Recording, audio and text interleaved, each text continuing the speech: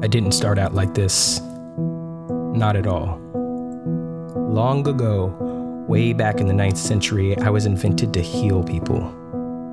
That was in China. When Taoist alchemists concocted me in the hopes that I would treat skin infections and even provide immortality, they called me HUOYAO, fire medicine. They got the fire part right. The first sign of heat, and I'd go up in flames, burn hands, faces, and even homes. It didn't take long for men to turn me from fire medicine to fire power. By the 10th century, my power was harnessed by the fire lance, a bamboo tube that spit my fire at enemies. Next came cannons to fend off Mongolian invaders. It was then that my reputation grew. By the 12th century, I spread further west, first to Persia, then India. I traveled the Silk Road, where eventually I landed in the hands of the Europeans. The Europeans perfected me to new levels of destructive power with the development of the handgun.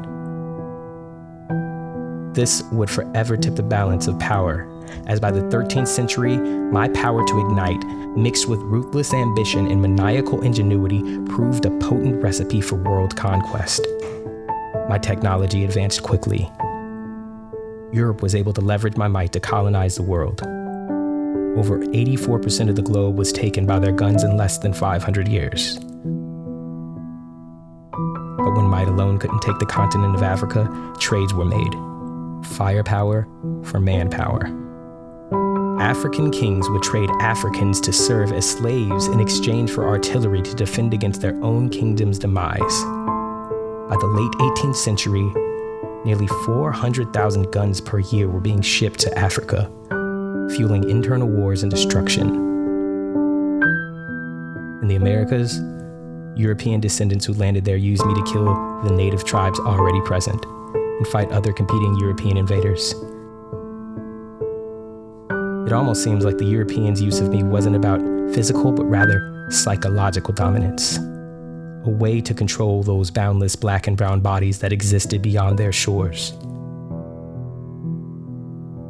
So here I am now, in a time where black boys are being mowed down and my wake is barely even a headline, where I'm used by police forces to kill and terrorize black and brown communities, where I've been inconspicuously siphoned into communities to fuel the same internal wars and destruction that disrupted the continent of Africa centuries before.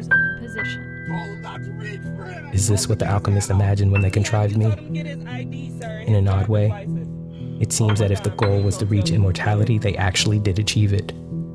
Not for themselves, of course, but for me. Because at this rate, there is no end in sight for my destructive potential.